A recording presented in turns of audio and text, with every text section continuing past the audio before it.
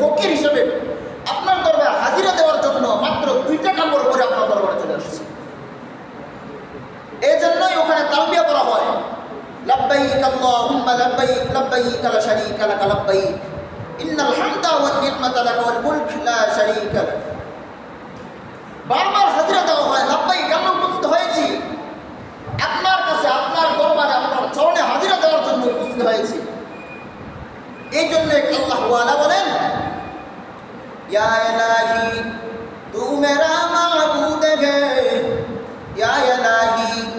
তু মেরা মাবুদ হে, ইয়া ইলাহি তু মেরা মাশূক হে,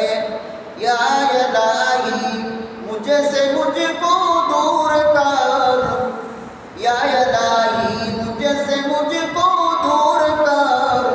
ताकि देखूं मुझे में तुझको एक नज़र रुखसा